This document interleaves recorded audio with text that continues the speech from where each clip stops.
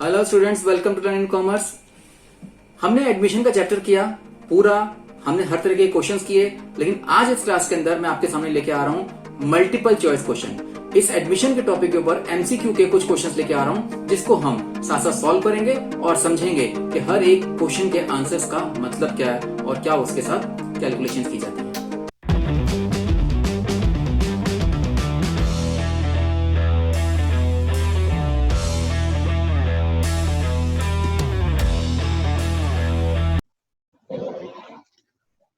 Hello students, welcome to learn in commerce. आपने मेरे YouTube channel पर एडमिशन ऑफ पार्टनर की जो वीडियोस हैं वो तो आपने देख ली होंगी, सारे क्वेश्चन समझ आ गए होंगे। अगर फिर भी कुछ डाउट्स हैं तो उस वीडियो के एंड में कमेंट सेक्शन में मुझे लिखकर भेज दीजिए, आई विल आंसर दैट। तो एडमिशन ऑफ चैप्टर के सारे लेक्चर्स खत्म करने के बाद मैंने यहाँ पर एक मल्टीपल चॉइस क्वेश्चंस का एक वीडियो बनाया है जो एडमिशन ऑफ पार्टनर से ही लिंक्ड है। तो उस एडमिशन ऑफ पार्टनर के कुछ एमसीक्यू, कुछ इंपॉर्टेंट एमसीक्यू मैं आपको यहाँ पर कराने जा रहा हूँ। तो इसको देख लीजिए, आपका चैप्टर पूरी तरीके से काफी हद तक रिवाइज हो जाएगा। तो कोई भी डाउट्स होंगे वो यहाँ पर क्लियर हो जाएंगे। तो देखो फर्स्ट क्वेश्चन, देखो at the time of admission of partner क्या होगा? Old form is dissolved, old partnership is dissolved, both old format partnership is dissolved और neither of the is dissolved. अब एडमिशन होता है या रिटायरमेंट होती है या जब भी चेंज इन रेशियो होती है तो पहले ध्यान रखनी है फर्म डिसॉल्व नहीं होती, सिर्फ पार्टनरशिप खत्म होती है। ध्यान रखना, ओनली पार्टनरशिप इज डिसॉल्व्ड। तो इसलिए फर्म डिसॉल्व नहीं होती। तो ये जो ओल्ड पार्टनरशिप है ये डिसॉल्व होती है, उसके बाद नया पार्टनरशिप एग्रीमेंट बनता है। यानी चाहे एडमिशन हो या चेंज इन रेशियो हो या रिटायरमेंट हो या डेथ हो, इन सभी केसेस में ये पार्टनरशिप फर्म खत्म नहीं होती, सिर्फ पार्टनरशिप का एग्रीमेंट खत्म होता है। इसलिए बी ऑप्शन है, ओल्ड पार्टनरशिप डिसॉल्व्ड। ये बाकी ऑप्शन इसमें ठीक नहीं है। ये हो गया फर्स्ट क्वेश्चन। सेकंड क्वेश्चन जो है, एडमिशन ऑफ पार्टनर के टाइम पर अगर कोई अनरिकॉर्डेड लायबिलिटी है तो उसको क्या किया जाएगा?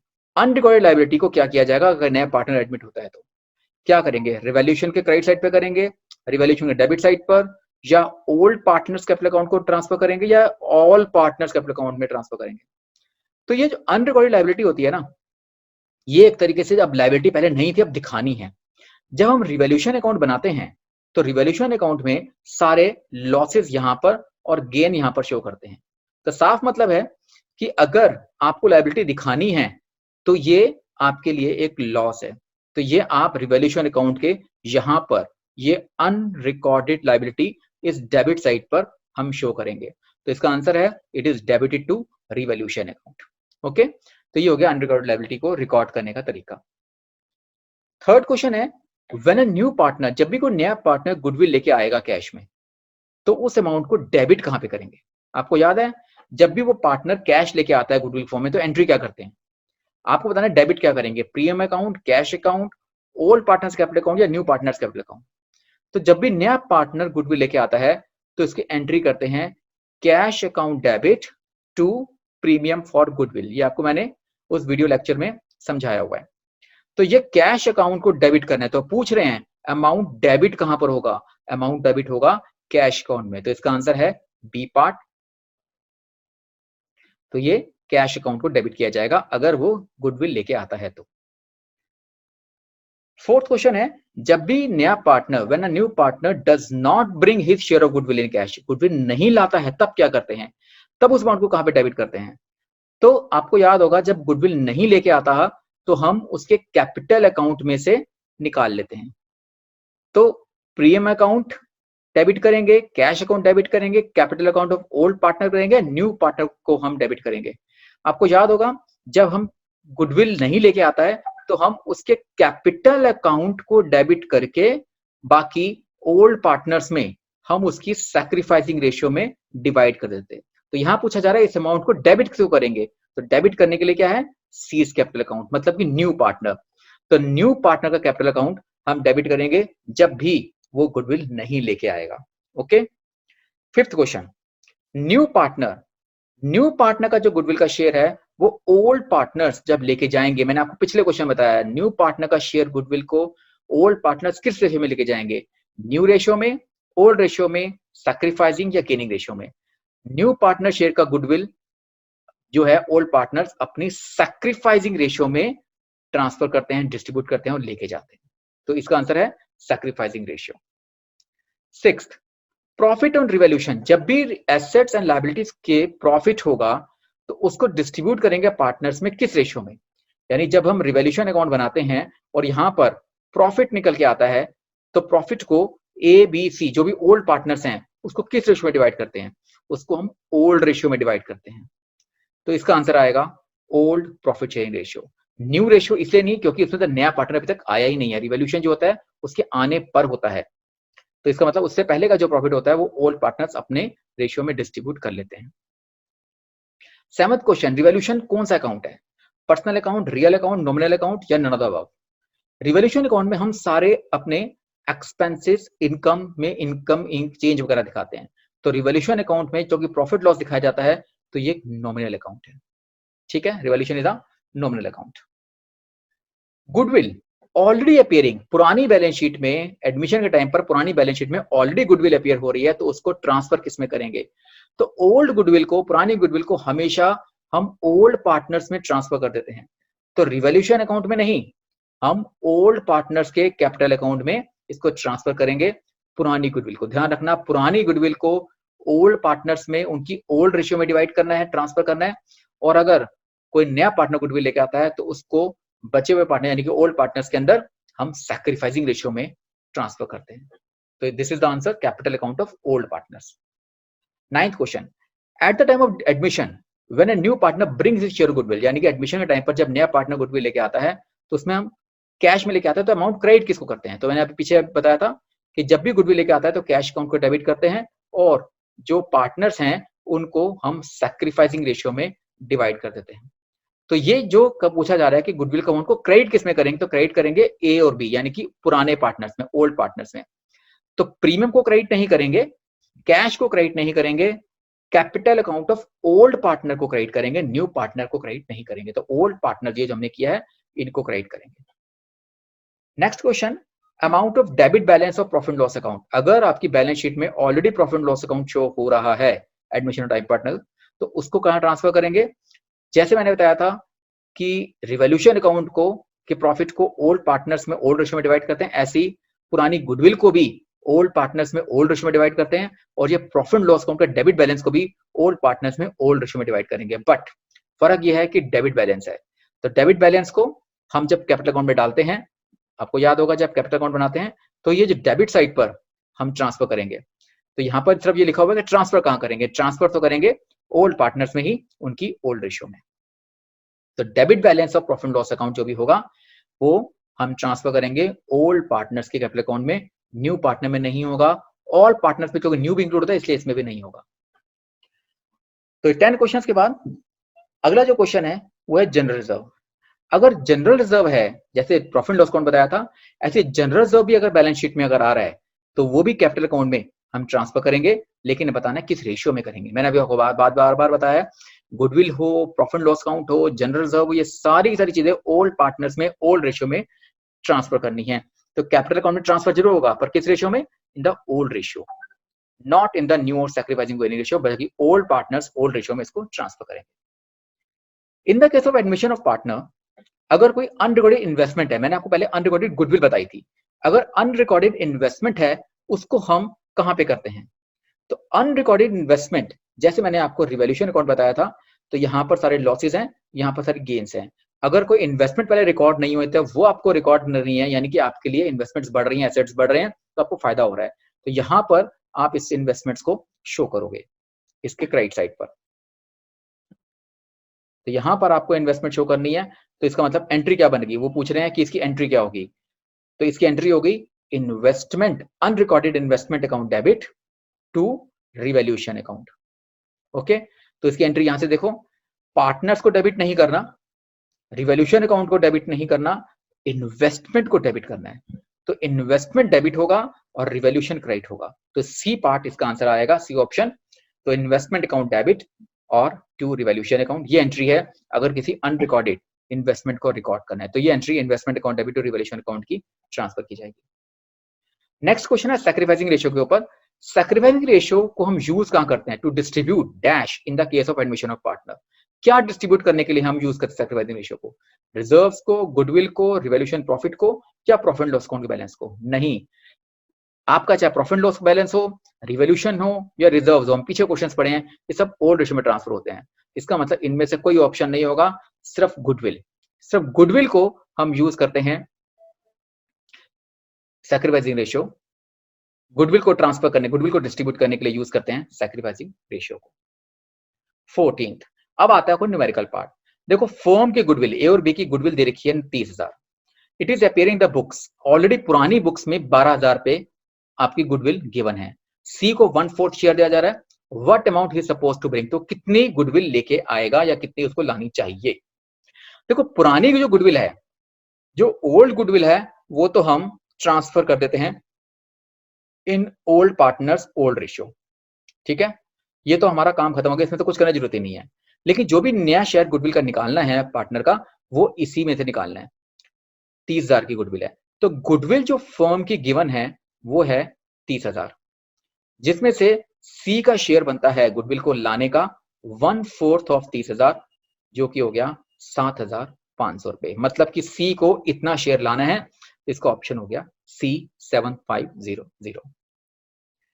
15th question, XY are partners in the company with a capital of 1,80,000। ये उनकी कैपिटल गिवन है XY की, और Y की 2 लाख। Z को एडमिट किया 1/3 शेयर के साथ, अब वो 3,40,000 कैपिटल लेके आ रहा है साथ साथ, लेकिन आपको निकालना है गुडविल का अमाउंट क्या है। तो गुडविल का अमाउंट निकालना है, कैसे निकलेगा? देखो अब ये तो इनकी कैपिटल है ए और XY की, Z का जो शेयर है वो है 1/3, और Z की जो कैपिटल है वो है 3,40,000। इससे हम निकाल लेंगे total capital of new firm. ये आ जाएगी 3,40,000 इंटू उसका रिवर्स करके 10,20,000। 10,20,000 टोटल कैपिटल न्यू फर्म है। इसमें X की कैपिटल 1,80,000 है, Y की कैपिटल 2 लाख है, और Z की कैपिटल 3,40,000 है। तो इन तीनों की कैपिटल अगर देखते हैं, इन सब की कंबाइंड कैपिटल जो हो गई वो हो गई 7,20,000। अब इसमें से बचा हुआ जो पार्ट है, टोटल 10,20,000 होनी चाहिए, उसमें से जो XYZ की कैपिटल है वो है 7,20,000। तो बाकी जो डिफरेंस है वो हमारा गुडविल बनना चाहिए फर्म का। ये टोटल कैपिटल है,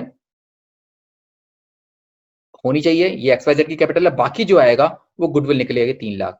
तो फर्म की जो गुडविल है वो 3 लाख रुपए यहां पर निकल के आएगी। 16 क्वेश्चन देखो, ए और बी की रेशियो है 2:1, ओल्ड पार्टनर्स ओल्ड रेशियो। उन्होंने सी को एडमिट किया 1/6 शेयर के लिए। अब इसमें न्यू रेशियो निकालनी है, तो बहुत सिंपल काम, जैसे कि हम नॉर्मल न्यू रेशियो निकालते हैं कि ए और बी की ओल्ड रेशियो है 2:1 और सी को एडमिट किया जा रहा है 1/6 के लिए। इसका मतलब रिमेनिंग शेयर जो बचेगा वो बचेगा 1 - 1/6 इज इक्वल टू 5/6। यहां पर अब न्यू शेयर निकालना है, तो इस रिमेनिंग शेयर को इनकी ओल्ड रेशियो से मल्टीप्लाई करेंगे। तो ए बी सी तीनों की न्यू रेशियो निकालनी है। ए के पास बचेगा 5/6 ऑफ 2/3 और इसके बाद बचेगा 5/6 ऑफ 1/3, यानी इस 5/6 शेयर को ये 2:1 की रेशियो में आपस में लेके जाएंगे। ये बन जाएगा 10/18, ये बन जाएगा 5/18, और सी के पास 1/6 शेयर है जो कि 3/3 डिवाइड करके आपका 3/18 बन जाएगा। तो इसका मतलब 10, 5 और 3, ये इसकी न्यू रेशियो निकल के आती है। ये आपको निकालनी है, जिसमें ऑप्शन मैच कर रहा है सी। 17 क्वेश्चन, ए एंड बी की रेशियो है 3:2। उन्होंने सी को एडमिट किया एज अ न्यू पार्टनर। सी को 3/20 शेयर मिल रहा है ए से और 1/20 शेयर मिल रहा है बी से। इसमें सैक्रिफाइसिंग रेशियो निकालनी है, सिंपल काम।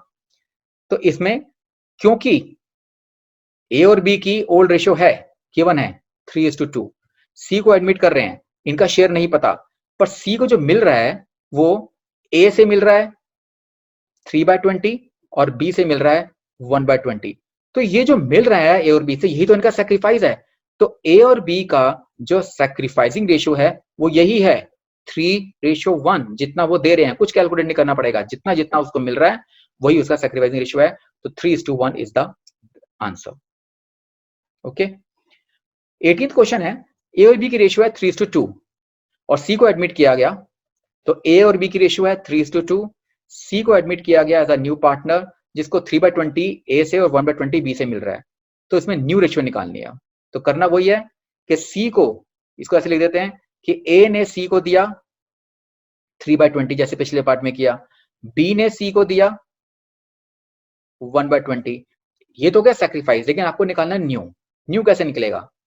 ए, बी और सी, ए के पास पहले था 3/5 और बी के पास पहले था 2/5। इसमें से ए ने सी को दे दिया 3/20 और बी ने सी को दे दिया 1/20, और सी के पास 3/20 ए से मिला और 1/20 बी से मिला। इसको सॉल्व कर लेते हैं एलसीएम लेके। इसका एलसीएम 20 है। 12 - 3 मतलब 9/20। इसको करेंगे 8 - 1 7/20, और इसका करेंगे तो ये 4/20 बन जाएगा, मतलब 9:7:4। This is the new ratio. ये हमारा आंसर आ गया B option 974। 19th question, A and B sharing profit in the ratio of 5:3। ये इनकी ओल्ड रेशियो है, ए और बी की 5:3। एडमिशन के वक्त सी कैश लेके आ रहा है 70,000 और 43,000 लेके आ रहा है गुडविल। उनकी न्यू रेशियो भी ऑलरेडी गिवन है, आपको सिर्फ सैक्रिफाइस निकालना है। क्या जरूरत है आपको सी का कैश और सी की गुडविल की, जब आपको ओल्ड रेशियो और न्यू रेशियो गिवन है, आपको सिर्फ सैक्रिफाइसिंग रेशियो निकालनी है। इसका फॉर्मूला होता है ओल्ड माइनस न्यू। ओके, तो इसमें सैक्रिफाइस कौन करेगा? ए और बी करेंगे। तो ए के पास ओल्ड रेशियो था 5/8 और बी के पास था 3/8, और न्यू शेयर देखें तो 7/5/4, ये होगा 16। तो ए का शेयर है 7/16 न्यू, इसका शेयर है 5/16। इसको सॉल्व कर दें। 16 एलसीएम लिया, 2 5 10 - 7 मतलब कि 3/16, और यहाँ पर 2 3 6 - 5 मतलब कि 1/16। तो ये जो आपका आ रहा है 3:1, ये आपका सैक्रिफाइसिंग रेशियो निकल के आती है, जो कि आंसर इसका आ गया 3:1, A option. 20th and the last question of this class, A and B, C are partner in the ratio of 3:1। उन्होंने D को एडमिट किया, तो A, B, C तीन पार्टनर्स हैं 3:2:1 की रेशियो में, और D को एडमिट किया जा रहा है। कितना शेयर है नहीं पता, लेकिन A और B और C agreed to give 1/3, 1/6 and 1/9 share of their profits, यानी अपने अपने शेयर का इतना इतना हिस्सा दे रहे हैं। तो इसको कैसे निकालेंगे? इसको ऐसे नहीं कहना कि A ने 1/3 1/3 दिया है। A ने जो D को दिया है ना, वो 1/3 अपने शेयर का दिया है, अपने प्रॉफिट शेयर का, मतलब कि 3/6 का इसका। ऐसे ही B ने जो D को दिया है वो दिया है ये 1/6 ऑफ अपना शेयर। अपना शेयर है इसका 2/6। C ने जो D को दिया है वो दिया है 1/9 ऑफ अपना शेयर। अपना शेयर इसका है 1/6। इसको सॉल्व करते हैं।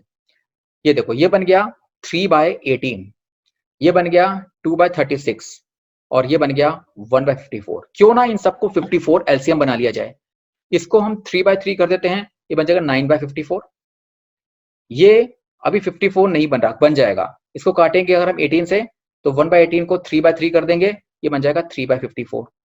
ओके, और ये 1/54 है ही। ये इतना इतना ए बी सी ने डी को दिया है, तो डी का अपना शेयर क्या बन गया? डी को 9/54 मिला ए से, 3/54 मिला बी से, और 1/54 मिला सी से। मतलब टोटल इसका शेयर हो गया 9 3 12 और 1 13, 13/54, जो कि आंसर है डी।